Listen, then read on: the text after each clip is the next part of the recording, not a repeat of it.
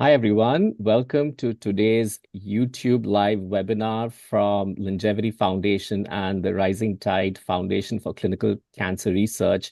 For those of you who don't know me, my name is Dr. Rupal Basu Roy, and I am the Executive Director of Research at Longevity Foundation. And we have a very exciting lineup of speakers. But before we do that, we have a couple of slides that we want to walk you through.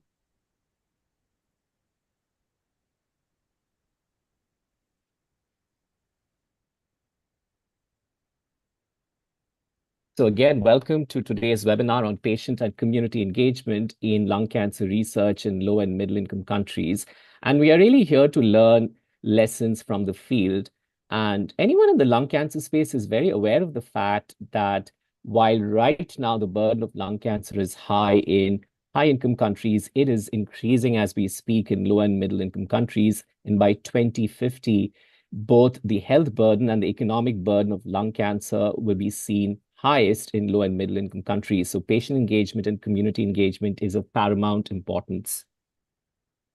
And now I would like to invite my co-moderator, Dr. Carolina Werenska, to introduce herself. Hello, everyone. It's my absolute pleasure to co-moderate today's webinar. Rising Tide Foundation for Clinical Cancer Research shares Longevity's foundation mission to support the most patient-driven clinical trials in lung cancer, in our case, in all cancer types. And really, patient involvement is in the heart of our organization. That's why this conversation, the one today and in other episodes of our webinar, is so important to our work. Thank you, Carolina. And again, this is a joint effort between the Rising Tide Foundation for Clinical Cancer Research and Longevity Foundation. As Carolina indicated, both foundations are very passionate about ensuring that the patient and the caregiver voice is integrated in all research projects. And today's focus is specifically on research projects in low and middle income countries. So with that, I'll hand it over to you, Carolina. Thank you. As mentioned before, the purpose of this webinar is to share success stories of patient involvement that really made an impact in the field. In the past, we have shared several success stories of patient, partner, researcher collaborations. This webinar will focus on two pioneers of patient involvement in low and middle income countries, a topic that we are so happy to discuss today. And we hope that this episode will help to educate both patients and researchers on how to approach patient involvement from different perspectives, different landscapes, provide some tools on how to engage in these partnerships, and discuss even metrics of success of what patient involvement can bring. A few housekeeping items. Please use the comments function to ask panelists any questions. This recording will be available on our YouTube channels and our website after this webinar will finish. And please subscribe, like our channels and social medias to stay tuned for more future webinars. We hope that this webinar will especially capture the audience interested in clinical researchers and patient or caregiver research advocates interested in collaborating with projects on projects in low and middle income countries. And please feel free to reach out to us with any questions you have during or afterwards. What will we be discussing today? Two critical questions. How do you build trust in communities skeptical of research? And what are the most practical steps that when resources are limited? And these questions will be tackled by our guests today, true pioneers in their fields. Dr. Vivek Tomar represents Rise to Survive Cancer from India, and Caleb Egwuenu, Move Against Cancer Africa from Nigeria. Welcome both, and Please introduce yourself briefly to our audience. Okay, namaste from India. Hello, good morning, good afternoon, good evening, wherever you are in the world. My name is Vivek. I am India's first patient advocate of lung cancer, as well as I am India's first patient research advocate for in the field of oncology. And being first is not an achievement or pride. Being first means I have to go through everything to set up from the scratch. And during the journey, I realized, which we all know, that research saves life, and it is not an option. It is a mandatory step to allow equitable access and better healthcare and better life with cancer in lower and middle income countries too. So you will hear more about it from me later today. Thank you. Yeah, I'm Caleb Egwuenu, from Move Against Cancer Africa, headquartered in Abuja, Nigeria, and we're a patient organization, and I am happy to be here, to discuss this very important, topic, and as we go on, we'll be able to, talk more about, patient engagement in research. So thank you. Thank you both. And with that, I would like to invite Vivek to share his journey with us. We will have about 10 minutes from each of the panelists, and afterwards we will follow with some discussion.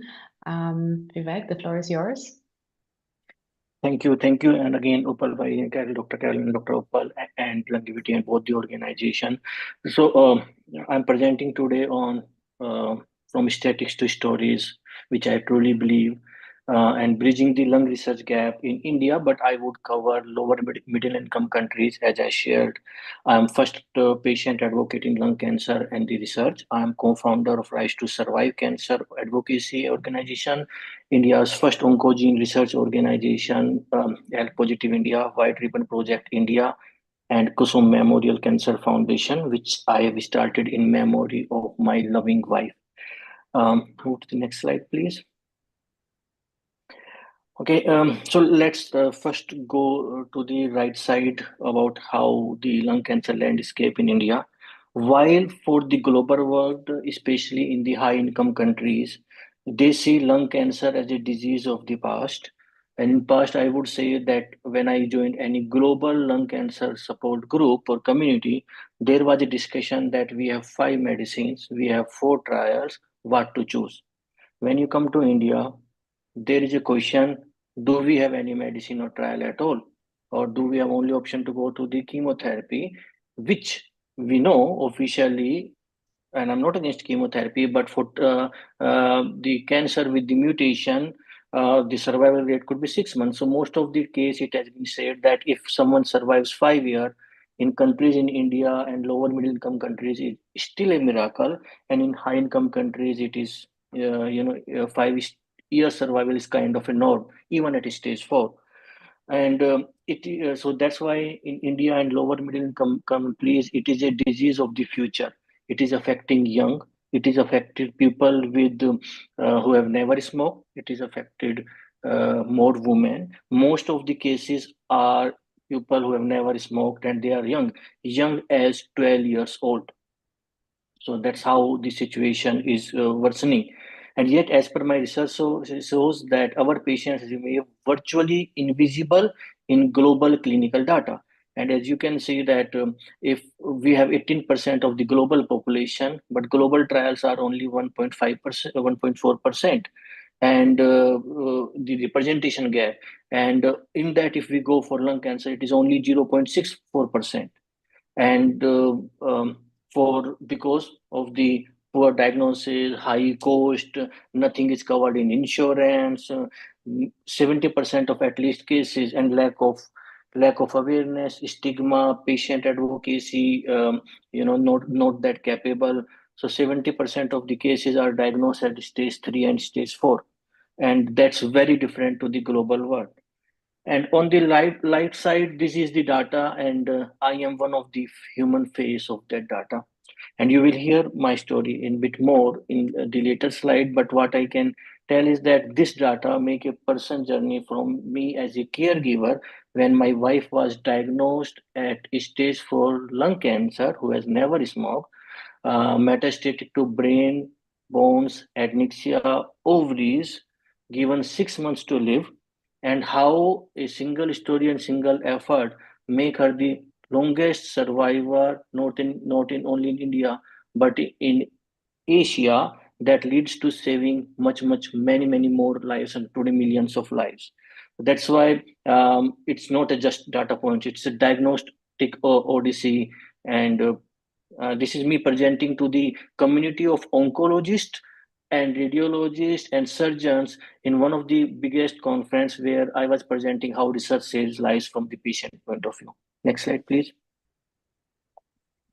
So in India, we are navigating a deeply paternalistic medical culture where the patient voice has historically been silent. It's a decision given, and patient as a partner is still a largely a theoretical concept. We still don't have, and I would say it's for almost all our middle-income countries, that there is no formal mandates for having patient representation in the trial design, ethics committee, and where there are in ethics committee there are the need. It is not the patients, it is general public, but they are not aware of. There is no patient advocate, and where are there some patient advocate in some of the government meetings or pharma? They are one people everywhere. They are not the lived experience. They are some of the clinicians who are sitting on behalf of the patient on the table. And um, for example, in India, we have high number of patient support group with support in emotional component. But when it's come to the financial, when 80% of the expenditure is out of the pocket, or when it's come to the patient advocacy, we are still at first step, but we are moving ahead. But what we are trying to achieve, that decision is not taken by one, neither only by the oncologist, but patient and patient with the family, and we are educating them. We are using the WhatsApp, which is available with everyone now in India in large population, and mobile peer groups, recording session, engagement to bypass the systemic gaps. And what we have also presented that, for example, if I am an expert of because of my lived experience with lung cancer, so and there are others we have identified who are interested, and we started to write email to pharma companies, academic institutions, and government that we want to get. And my grandmother used to say, they may not respond, but if you keep shouting, they will listen. They are listening, and they will respond one day. And that's happened, and that's how I become first in every case. And now I am a faculty to these medical college, and then we are also educating patient advocate, patient research advocate. So it's a chain, and that's why I always say, don't wait to be a team to be prepared to do something. If you have a passion, if you have a purpose, it may be selfish to save your wife. That's perfectly fine. Start the momentum, and believe me, only one candle light can remove the darkness of whole room. You don't need 100 candles, so you just have to start. And we keep asking about, for example, if you see patient information leaflet or guideline, it was always so complicated. Even a person like me, who in Indian culture is well educated, I'm struggle to understand. So we keep raising, and I'm proud to say that it works. It took years, but first time in January 2026, India has its by government of India has its official lung cancer guideline in the history released in January 2026, and as well as along with the guideline, government has released the plain language summary, which is not only lung cancer, which is released for patient in plain language summary across the cancer. And I'm so proud that they did it for lung cancer. And still they have some gaps. They have covered EGFR, they have not covered ALK and ROS. And we gave a presentation on behalf of L group, and they are revising it within 3 months to include all mutations in the guideline.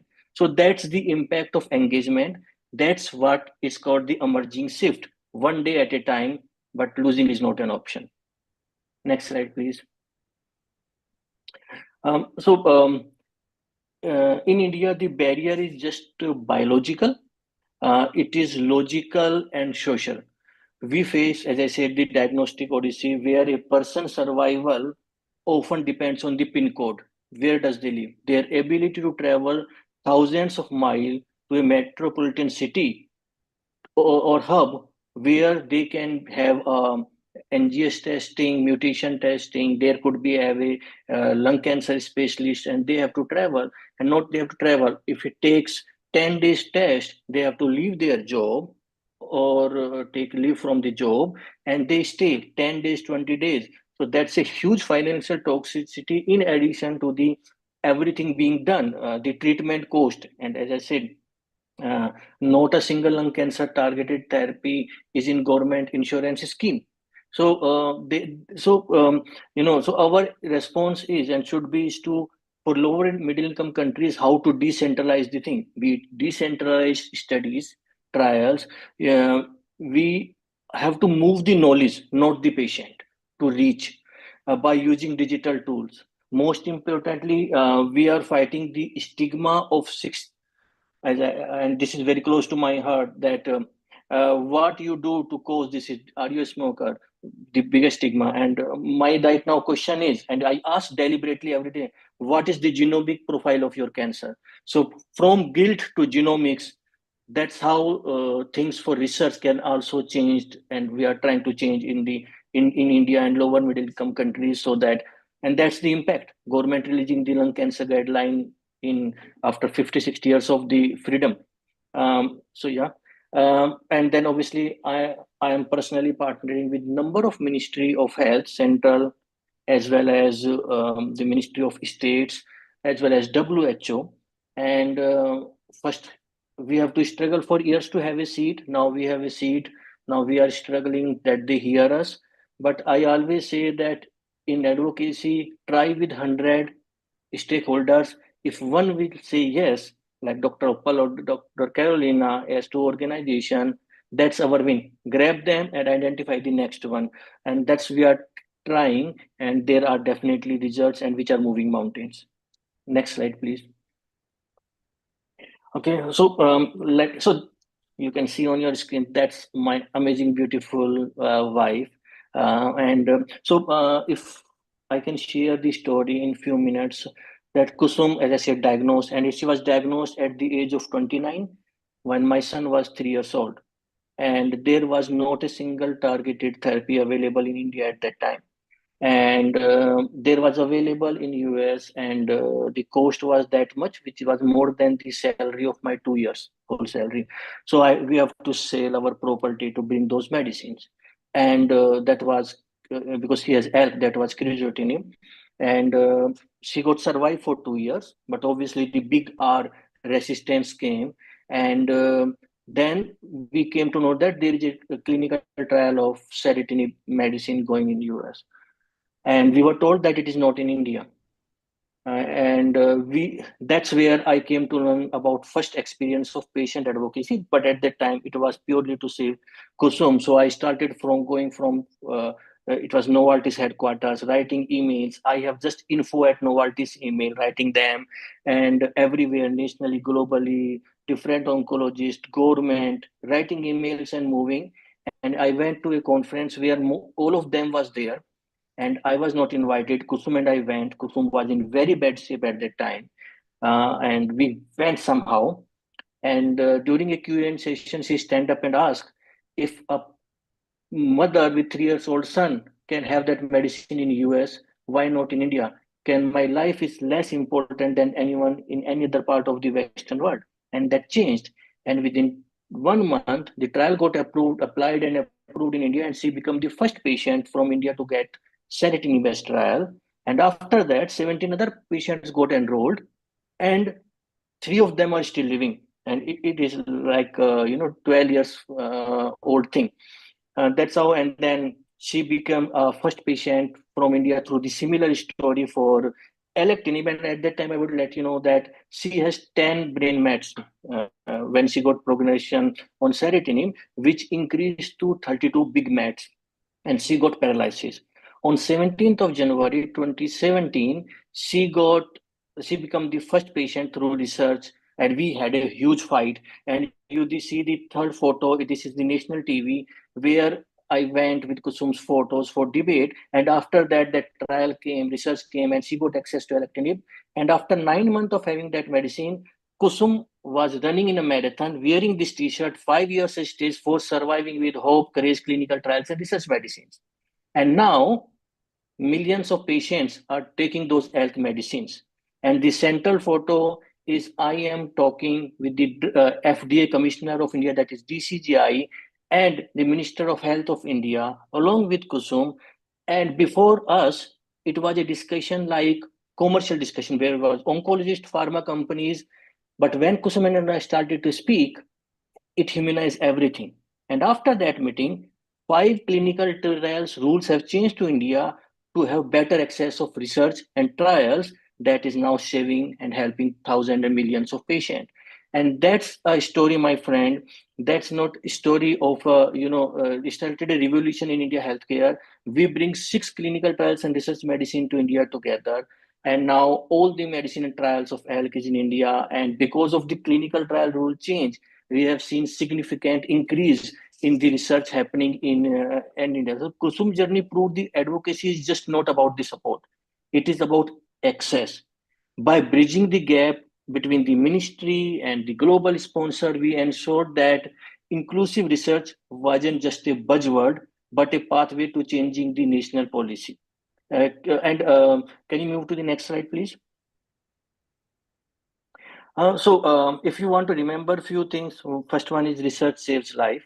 And as I said, every voice matter. A single powerful, authentic voice is more powerful than 1,000 voices together. Okay, so please, you have a phone, you have a story, start the advocacy, engage with the research. You will find good people who will be your biggest support. And as a return, we are not a subject, we are a partner. And I would say that, for example, India and lower middle income countries, just not a recruitment site. We are the co-investigators in the survival. Let's commit to a future where the next breakthrough is accessible to every person, because every life matters, be it in Europe, US, India, or Africa, regardless of their pin code. And I will tell you that it is very important to cover all the regions. For a researcher, grade 2 is nothing, but a grade 2 fatigue for an Indian labor is the losing the job, maybe losing the hope and death. That's why I always say that policy is personal. Policy is very, very personal. And I would conclude with that it's not a checklist item. The data isn't diverse. The science isn't complete if we all are included. So thank you. Thank you, Vivek Bhai. Now let's hear from our next leader, Caleb. Yeah, thank you very much. So I'll be talking about rethinking advocacy in Africa. And as I say Africa as well, I mean low and middle income country. Next slide. Yeah, so this for Africa, it's is a blessing, and as well it can turn to a cost, because by 2050, it's projected that the population of Africa would double, and as well as 2100 would have the half population of the youth the world would be as in Africa. So if nothing, how I see things is, if nothing is really done now, as in what would happen in the next 10 to 20 years. Go, next slide. So what we see predominantly happen in Africa is, over the years, I've been a patient advocate for over 17 years, but I became a lung cancer, patient and research advocate in 2018. And what we've seen is that most of the time, what we have in Africa is awareness, not advocacy. And when you try to differentiate what's awareness, the process of spreading knowledge and making and informing the public about the issue. But our advocacy goes more deeper, trying to change the system and the policy decision makers, going deep, and we know as well this takes a long time. So awareness is something that can be done quickly, but advocacy takes time because it has a lot of precision, a lot of planning and measurement that goes with it. So what we are trying to do is rethinking advocacy, as in what we call advocacy in Africa is actually awareness. How do we change that to really be advocacy? Next slide. So we have the steps. I wouldn't take long time because I want us to have more of interaction.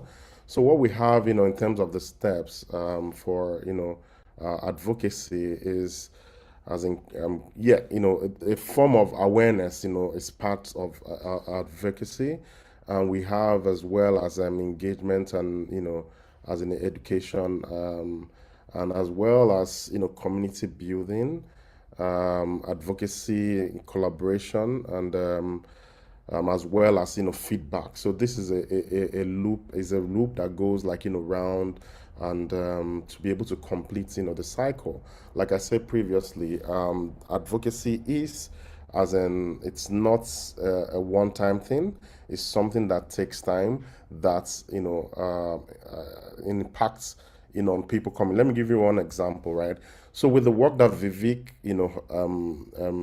has been doing since 2017 in India, trying to get as in drugs, as in approved in India, and coming to the market in India, you find out that that work has now turned to benefit people from Nigeria and Africa, because you see people from Nigeria and Africa leaving here to go to India to get those drugs, right? And he never knew that that impact was not only for people in India, was equally going to as in be systematic, that it helps even people in Africa. So it's something that you might be doing it and continue taking time, a lot of resources and what, but eventually what happens is that once it's put there, not only people in that region but people even elsewhere could actually benefit from this. Next slide. Yeah, so I just talk about the engagements, some of the events that we've had in our organization, Move Against Cancer Africa, and as well our partners that we've had along the way. And one of them I really touched, put more light on is the first one, which is the Pan-African Conference on Lung Cancer that held in 2025 in January, Accra, Ghana. That process started in 2019. In 2019, I went through a program, the STARS program in ISLAC, and that STARS program, my mentor happened to be, Opal, Dr. Opal on the call with us. And we had, as in two goals. We had the short-term and the long-term goal. And one of the long-term goal was, how do we establish something that is systematic in Africa, like a meeting or like a convergence of people, both clinicians and patient advocates, nurses, and everyone coming together to discuss lung cancer in Africa. So that was our long-term goal. So think about it. It happened, we started planning in 2019, but eventually it happened in 2025, right? So it takes time. It takes time, a lot of meetings, having most times weekly meetings, and to get this done. But what happened that we had over 100 people come from all around Africa to Accra, Ghana to talk about lung cancer. We had clinicians, we had nurses, we had pharmacists, we had patient advocates, we had patients, coming together to talk about it. And as well, MACA, Move Against Cancer Africa, was instrumental to help assist, bring, get a scholarship from ISLAC for 20 patient advocates, from around Africa.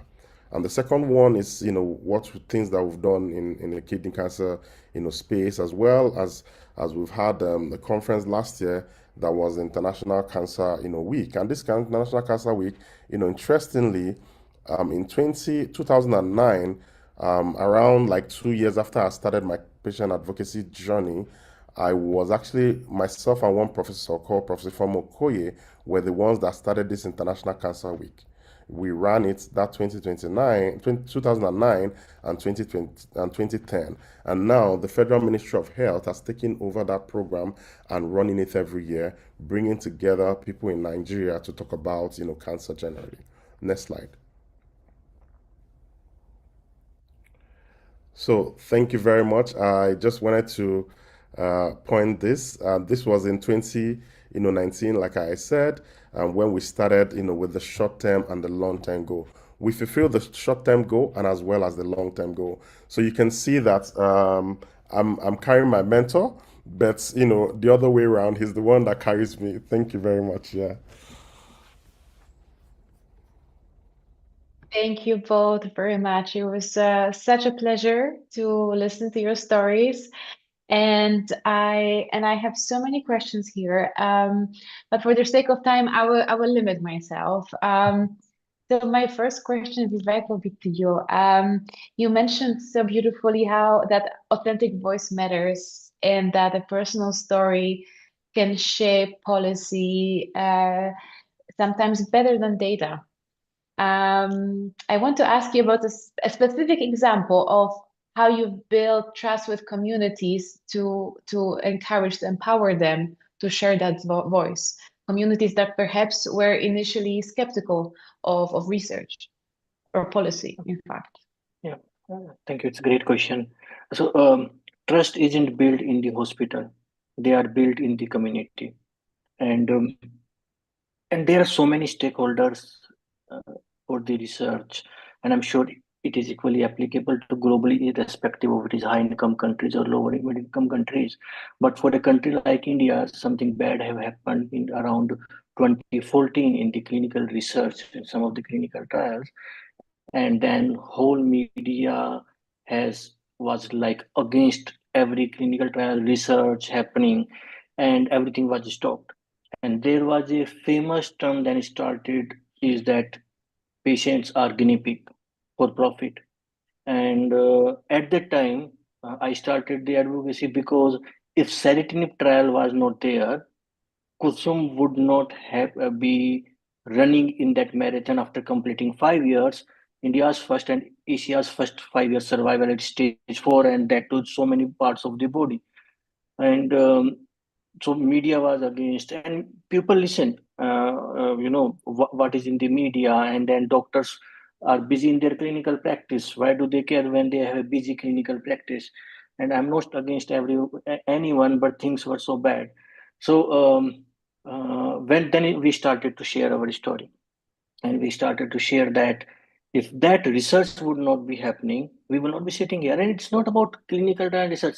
See it, it's not about success and loss. We started to give example that if sedative or any drug trial would not be happening in India, that drug will come when it got approved in other countries, and that would take 7 years.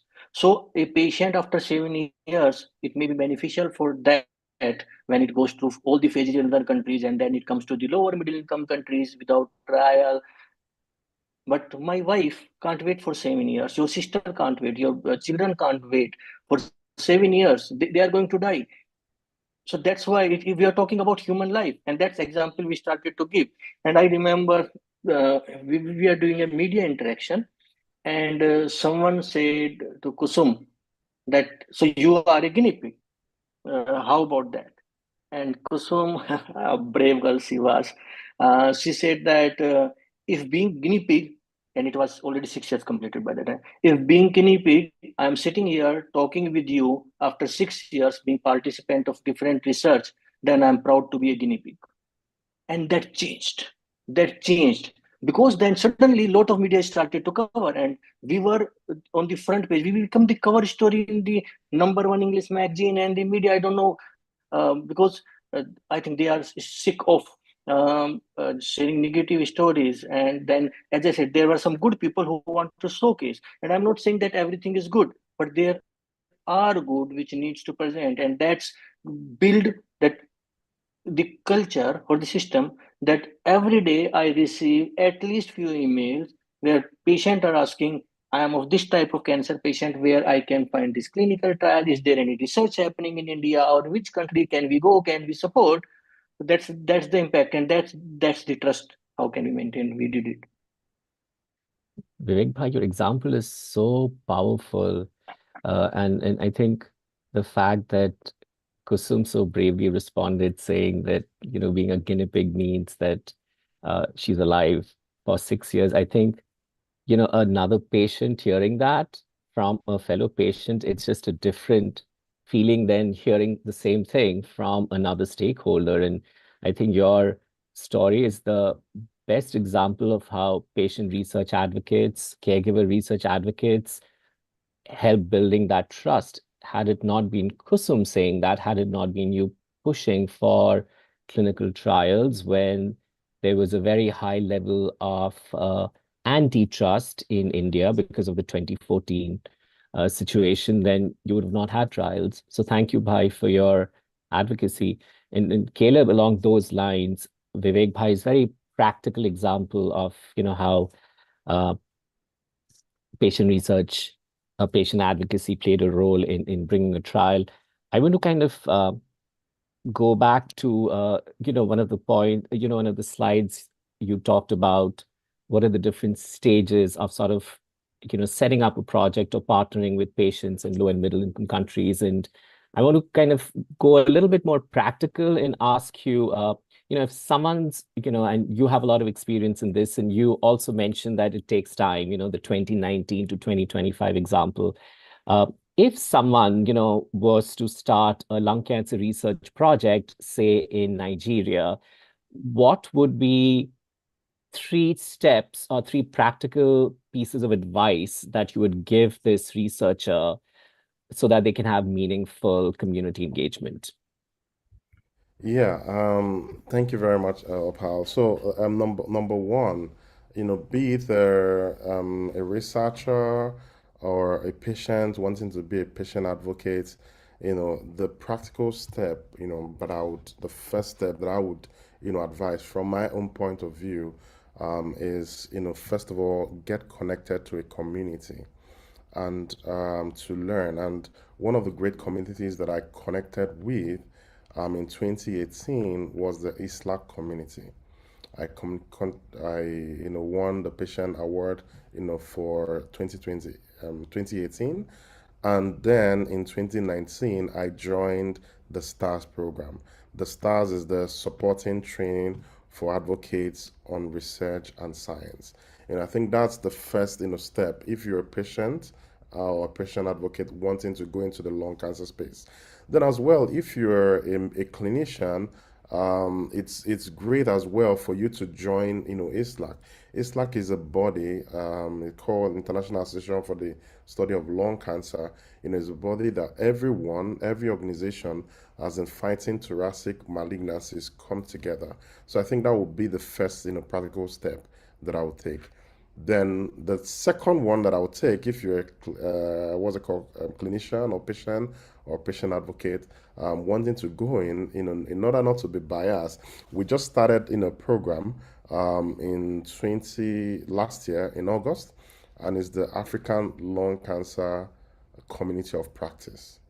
So the community of practice is where everyone comes together, clinician, nurses, pharmacists, patient and patient advocates coming together in a community to talk about have projects together, talk about lung cancer. So I think that would be a second line for people to join that community and be able to move forward. So example, there are projects that are going on that people are looking for other people to work with, as in that community we connect people and they're able to as in do it. Then the third one would be in your own locality, start how talking to people around you, go to, the clinic and, meet up discuss. That's if you're a patient or a patient advocate, talk with the clinician, even clinicians to see how, like one of the medical, the clinicians that came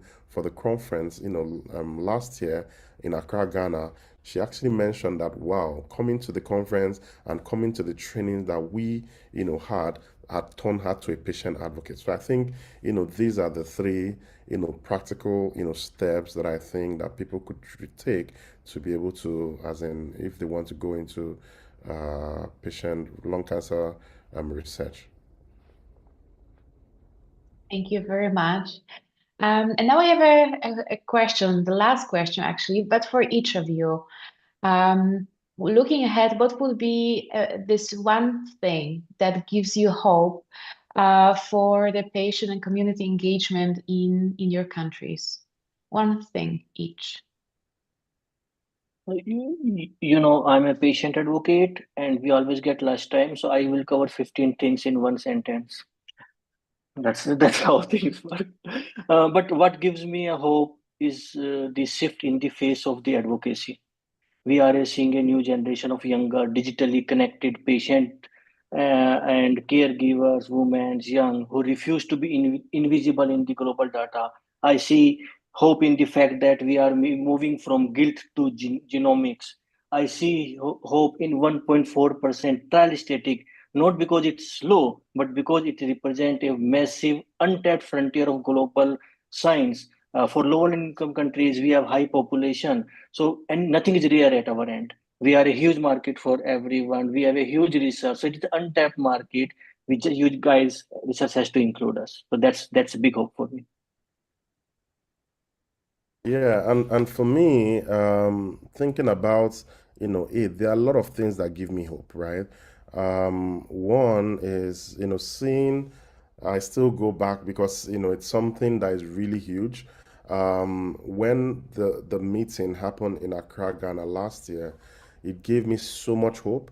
Seeing over 100 people come together in one place to talk about lung cancer, that was like, what, like, when you're pumping up your energy. So that's, pumped my, energy more because I like, wow, this is, huge, and, more people, talking about lung cancer and, the stigma that comes with it, starting to like, dissipate. So that's, one thing, that gave me, real hope. Then seeing people too now wanting to engage, seeing a lot of people from all around, Africa wanting to engage and talk about, lung cancer, where it would have been like, sort of like a taboo to talk about it because of the association with tobacco. So I think, there are lots of things, but I would just like, mention, these two, and as well, people around, yeah, as in me, and, I know that there might be, but I would, mention. So people that you have around you and people I've had around me, mentoring me, gives me hope. Opal and Jill, they give me so much hope, as in to want to like, fire on and, continue and, see what to be done, not just in my country, Nigeria, but around, Africa. Okay. Thank you so much, Vivek Bhai and Caleb. And Caleb, I think mentoring is both ways. I think Jill and I learned from you as well. And I would say that I prefer the word co-mentoring because we're all learning different things from each other.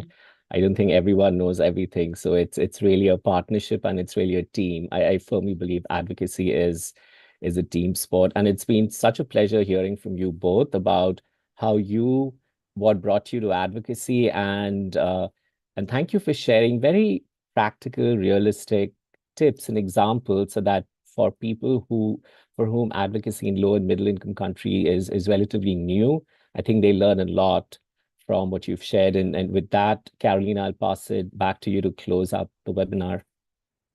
Thank you. Oh, I love this hopeful message, the energy of people helping people, of raising together. Beautiful way to finish this discussion. Thank you all for joining us, for listening today, and whenever it is that you're listening. We are always open to answer any questions and direct you to any resources that you might need. So feel free to drop us a line. And yes, with that, thank you both, Caleb and Vivek. And I'm sure we will see each other very soon. Thank you very Thank you for much. having us